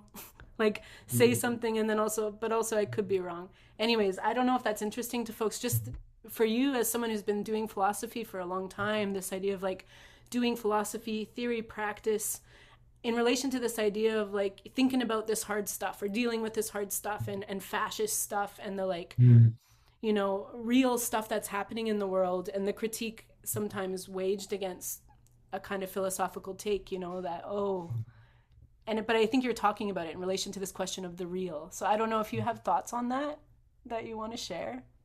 It's really difficult, to come to terms with what you're asking in many ways, because I keep thinking where I lack, where is my lack? And one of the lacks, I think about it when I look back, like, I write about this stuff, but, I have, all the mathematics, that's involved. Like I'm fascinated by quantum theory, that, right? I'm fascinated by that stuff. I'm fascinated by the cosmology of the astrophysicists that are developing. That. But at the same time, you sort of say, well, it was you know, a bit like, when I wrote that 300-page, narrating the hominid and hominoid, which went nowhere, seriously nowhere. And it's a bit like this, like you always feel like you have to be a perpetual neophyte that's open. By that I mean, okay, I don't understand the mathematics of quantum, but damn it, I can kind of figure out, when people are talking about not looking at the mathematics, but the thought and the philosophy that's going before, behind that to make these claims, right? So I think this is really the key. How do you keep yourself um, uh, open to so many different fields, right? So that eventually you begin to see where they're meshing, or where you begin to able to transpose one concept from the field into another. Like, isn't it horrible the way education works? You have there's so many. I mean, they tried to break this, but you're so caught by subject areas, right? And somehow artists don't think mathematically. I think of Patty's work, dealing with nano. Like come on, like there's this kind of like disconnect as to where knowledge actually opens up, the non-knowledge opens up, and it only opens up by you have to kind of accept this, right? Sometimes when you're learning a language, right, it's like the drudgery of repetition, and that's okay, right? But you have to go through that drudgery of repetition before, holy hell, you can kind of say something, a few words, kind of automatically, right, before it sinks down. And I think that's what that is, that kind of learning is all about.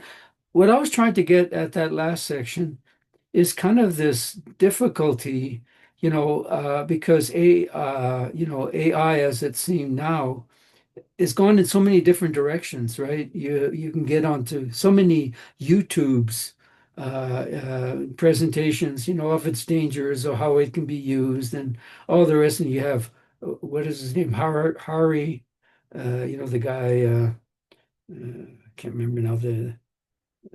He's an Israeli. Do you know him, Hari, who wrote about the evolution of humankind? Anyway, well, all I'm trying to say is here, as a public intellectual, he's talking about the dangers of AI, and I'm seeing it just the opposite.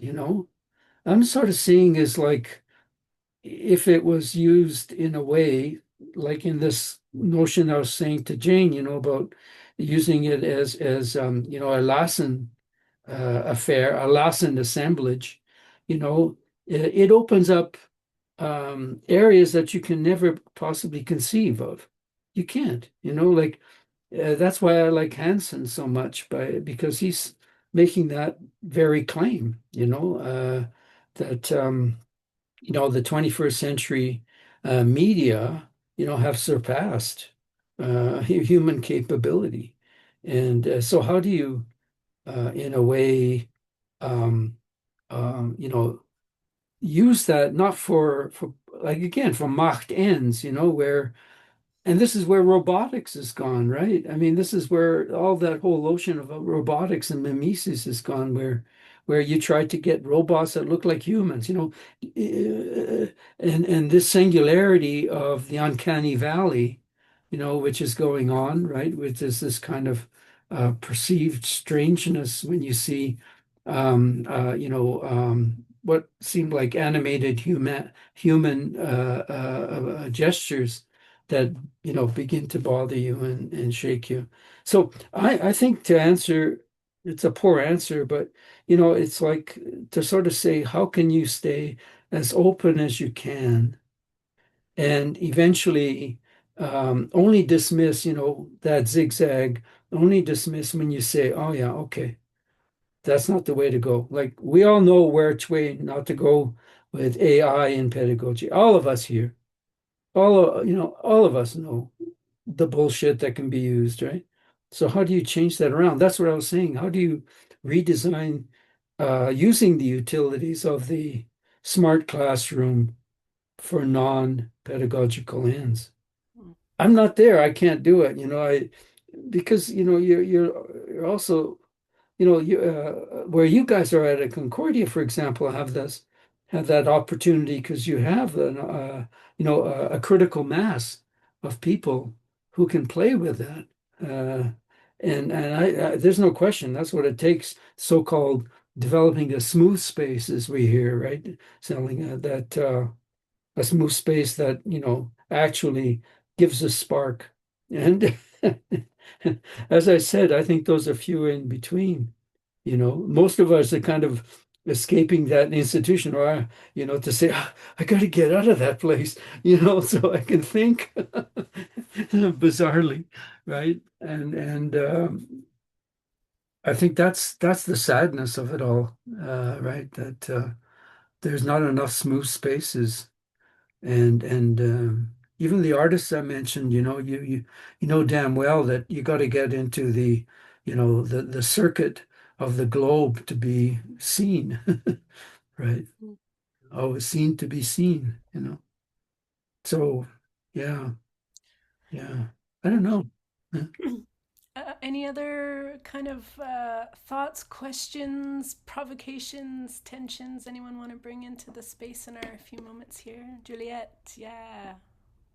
Hi, hello, Jan. Nice to meet you and saying thank you for this talk. It was really great. And I don't know if my question will is of interest, but it's something that I've been always struggling with, and I would love to hear you talk about it, which is if that shift to radical desubjectification that you mentioned at the beginning of your talk. I was just wondering if you could talk a little bit more about this, and it just came up to me that could it be a sort of another objective to be achieved? Can it be also, does desubjectification as a non-pedagogical mode, does it have to be understood in contrast to processes of subjectification, um, as if they are formed into this binary?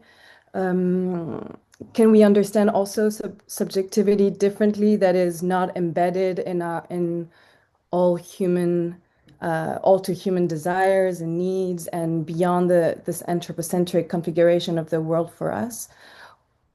I think my question is, could you talk a little bit more about this radical desubjectification, and does it mean that it lets go totally of an idea of the subject? Yep.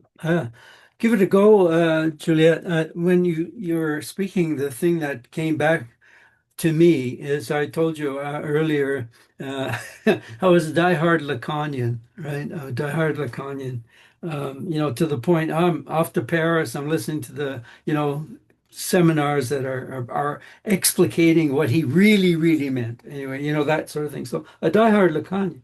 But Lacan, in the last part of his life, in seminars 22 and 23, he developed this notion of syntone, not symptom, but syntone. And it was sort of like his way to address the tension that he was getting from Deleuze and Guattari, about the machinic thought. And syntone, I think, is a really interesting way of thinking in terms of what you're struggling with in terms of this desubjectification, because um, desire as a symptom, syntone is Sintohome. It's the old spelling of symptom. Symptom is generally a desire of the other. This was this basic question. And desire of the other means that there's a symbolic order, right? That was already conditioning you, right? So we're all conditioned by the symbolic order. In a certain sense, you can't escape that. If you you can go anarchistic, but there's a price, all those, there's a price to buck the symbolic order. But the sin tone, which I've really felt was really interesting, is that you're your own symptom.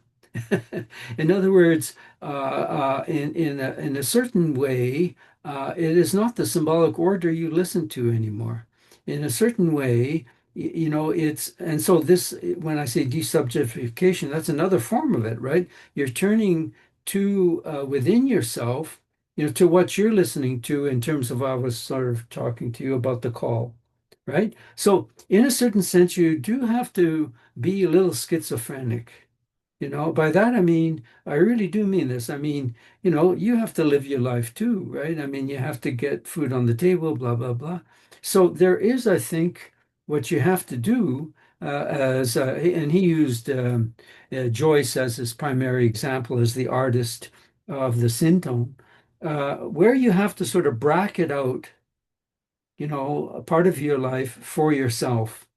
So it's not like you're giving up identity. You're giving up different forms of identity, right? You're giving up the identities that the symbolic order is calling on you, right? Because wherever we're placed, we have that on us, right? You have to act as a certain way at the university. You have to act as a certain way as a student, blah, blah, blah. You have to jump certain loops, right, to get through your classes and all that, and so on, right? So I think this is a very important aspect of it, that, how, and oddly enough, Lacan used the notion of the saint as his persona. This notion that somehow you're in a sense, as a saint, always giving and not caught. And I think there's something to that, and I think that answers back why I was so enamored by the notion of sovereignty that Bataille develops. There's this you need that, otherwise you can't begin, well, I don't know. That way you don't betray yourself. I can use that term. You don't betray yourself. You kind of say, all right, yeah, yeah, okay, I have to, do it this way, because that's how I'm being structured, but I'm not really being structured that way. So I think there is this schizo notion that needs to be in a productive way. Yeah, I'm saying this in a productive way. I'm not saying, which is not to say, uh, schizo in the other more, illness way doesn't happen. But I'm saying in this way that you're able to live with forms of delirium when you get the call, right? And great artists do that, right? They work through their deliriums in terms of the work they produce, because when you're producing shit and when you're finally onto fire, like that. And so I think that's that. And also, I don't know, for me, again, the syntone notion is that every in a certain sense, if I can use the broad sense of artist, in a certain sense works with his or her own syntone, works through it, whatever material way you do it, whether you write, whether you paint, sculpt, play, uh, modulate music, you name it, right? Don't matter. Do installation work. I don't care what it is, but and by doing that, I think you then become a sync again in the terms of um, of all that possibilities that are there from different subject areas, different, and also using AI, as an alien way. If you read Hales, you see how she herself, like Jessie did a brilliant thing with her play with a persona at AI, as a, the psychologist. But there's interesting ways that you can play with AI. If you can go to the podcast Viv and Me. Have you ever heard of Viv and Me? I should do Viv and Me, because here is a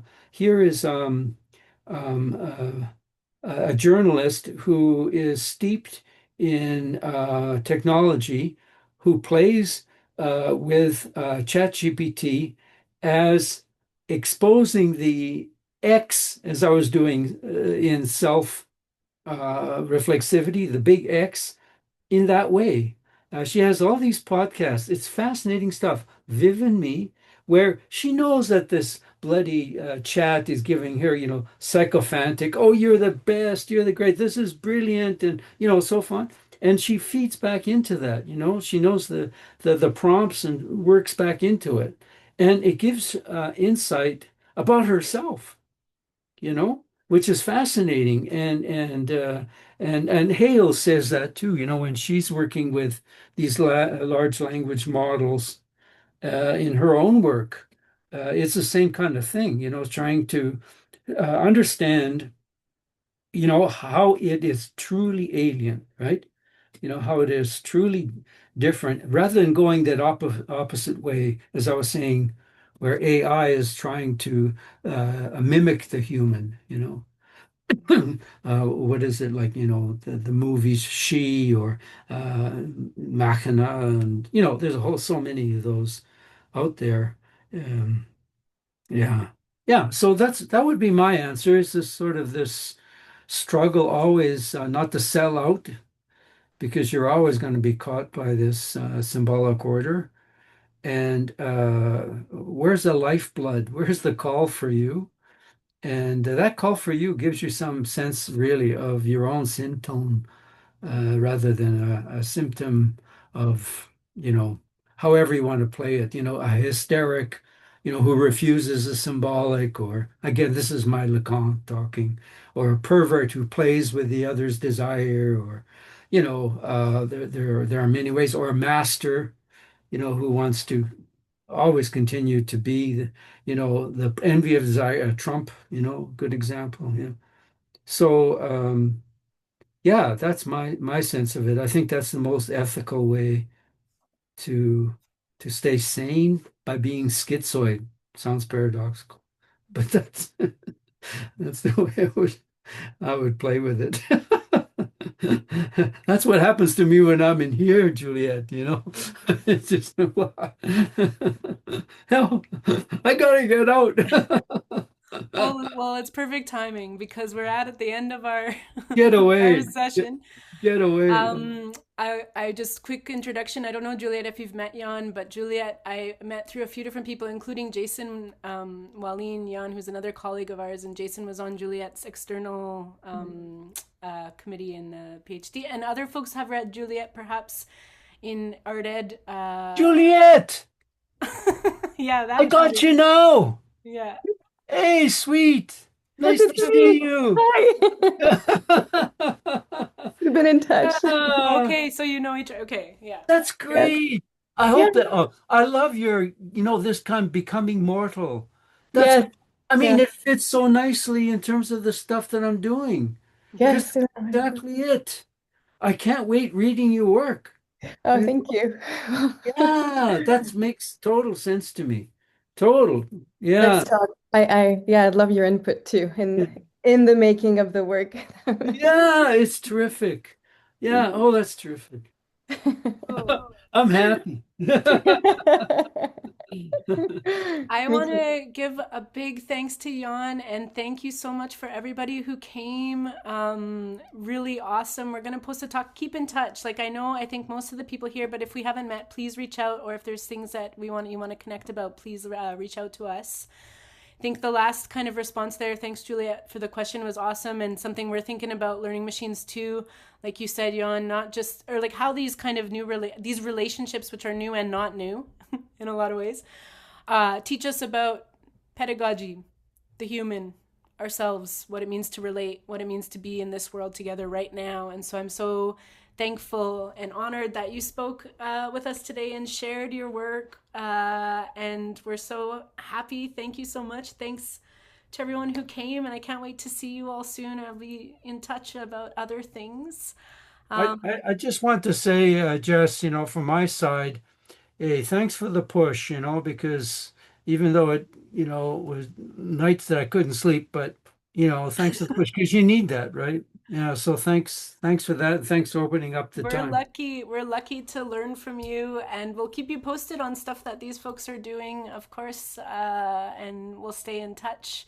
Thanks again, everybody, for coming out, and we'll see you around soon. Take care. Bye. Thank you. Bye. Thank you. Bye. Bye.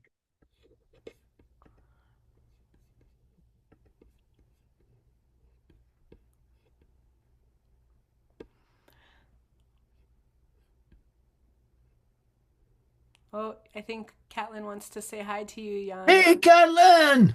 And Natasha's still here as well, but maybe she left her computer. Catlin, you